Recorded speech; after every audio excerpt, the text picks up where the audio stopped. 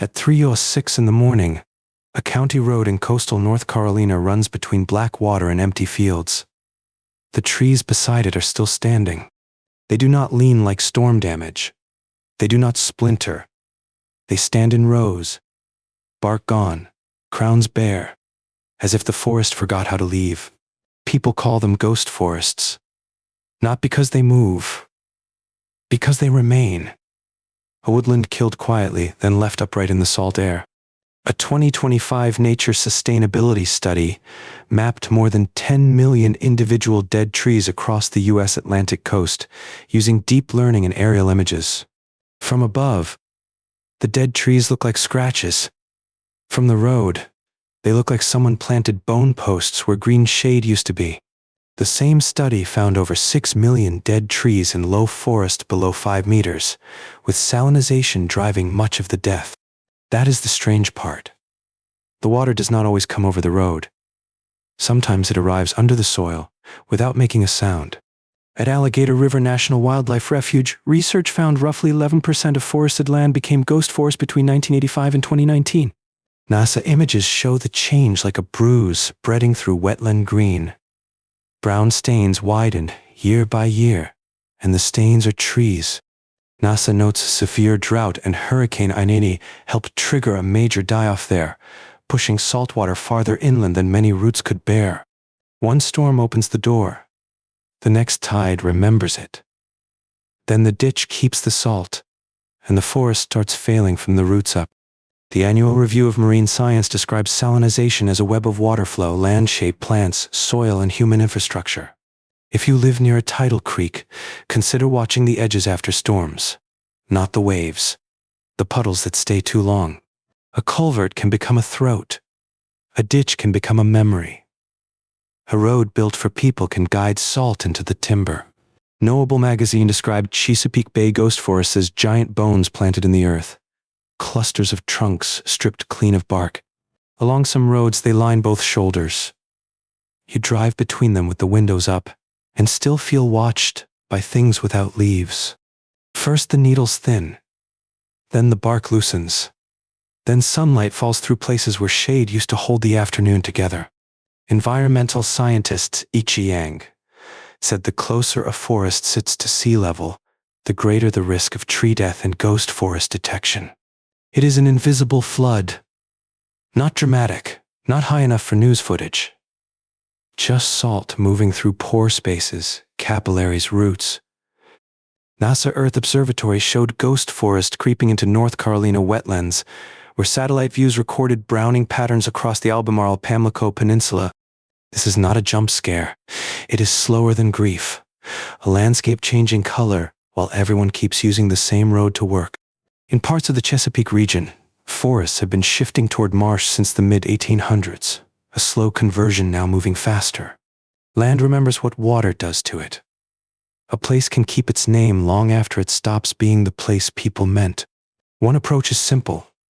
Check local floodplain maps, wetland restoration plans, and sea level tools before assuming a trailing is permanent. Some ghost forest becomes salt marsh, and marsh can store carbon and soften storms. But if change runs too fast, mudflats, reeds can replace both. A marsh is not empty. It breathes with crabs, birds, insects, and tides. But it is not a forest pretending to be fine. Duke ecologist Emily Bernhardt warned that marshes can shift with rising seas, but cypress forests have nowhere left to go. Cypress knees still poke from the water like knuckles. Above them, the trunks whiten. The whole swamp seems to be holding its breath. Roads matter here.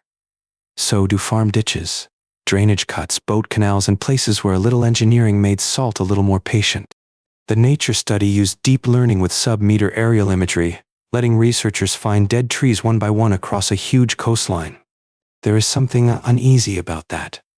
A machine counting the dead from the sky, while the dead keep standing below it. Researchers argued ghost forests have been overlooked because scattered dead trees disappear inside broader land, cover categories when maps stay too coarse.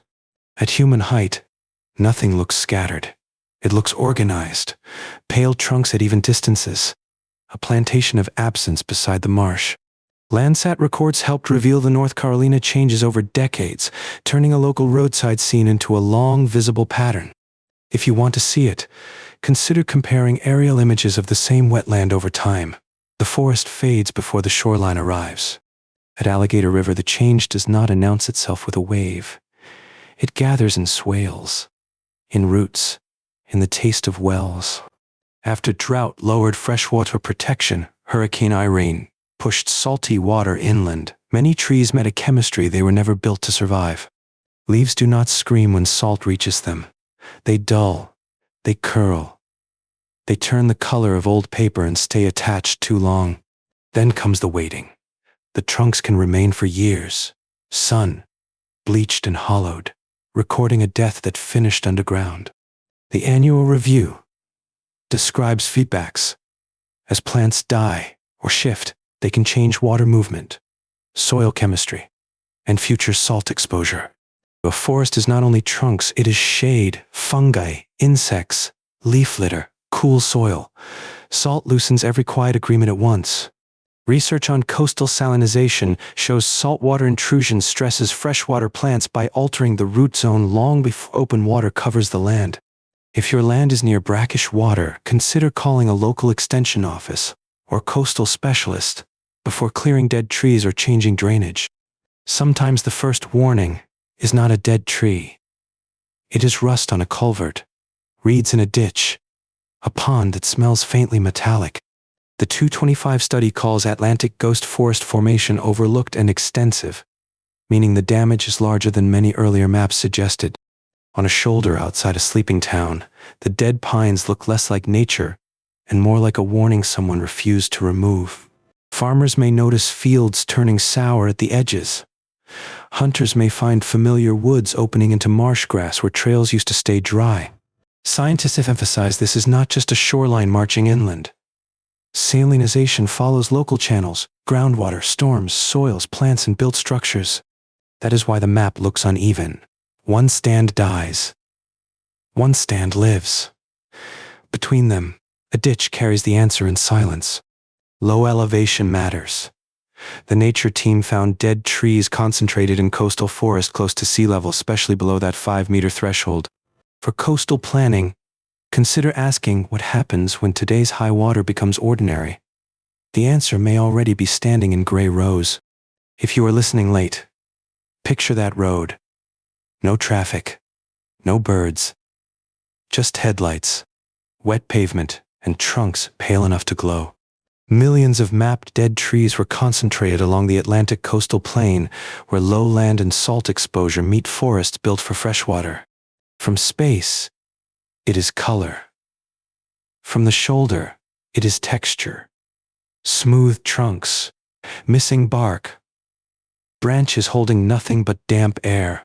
NASA described brown patches in wetland imagery as places where once green forest had converted into dead standing timber and marshier ground. Marsh grass does not invade like an army. It enters like a rumor, one wet patch at a time, until the forest floor changes names. The annual review notes, human infrastructure can regulate salinization feedbacks, shaping where salt travels and how long it remains. A causeway can seem harmless for decades. Then one season, the wrong water lingers on the wrong side and roots begin to fail. Supporting wetland restoration, living shorelines, and smarter drainage may help some places adapt. It will not bring every forest back. Yale Climate Connections reports ghost forests are growing as sea levels rise, especially where saltwater reaches trees adapted to freshwater soils. Not everyone notices death first.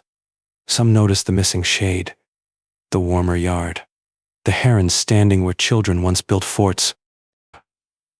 Sea level rise increases the reach of saltwater intrusion by raising the baseline for tides, storms, and groundwater pressure in coastal landscapes. After the birds leave, silence thickens. No canopy chatter. No dry leaves. Only wind passing through empty branches like a held note. If you visit a ghost forest, stay on public paths and avoid soft marsh edges. The ground may look solid until it opens. Researchers warn that when transition happens too quickly, coastal land can lose forest benefits without gaining stable marsh benefits in return. The fear here is not a creature in the trees. It is a method. Water finding weakness. Salt staying behind. Roots giving up. Stand there long enough, and the forest begins to feel paused, not dead, as if it is waiting for someone to explain the tide. By mapping individual trees, searchers a sharper way to see ghost forest before whole land. Cover classes change. If this quiet kind of story stays with you, a like or subscription helps others find it after midnight. Only if it feels right. Out there, no one thanks the dead trees for warning us. They simply stand where the road bends, pale against the ditch water. NASA's Earth Observatory compared images around the Albemarle-Pamlico Peninsula, showing ghost forest expansion as wetlands change tone over time. There is no clean ending. Some forest will become marsh. Some will become mud. Some will remain upright long after the living part is gone. And before dawn, when headlights pass, those trunks flash white for a second. Then the road goes dark again, and they keep standing.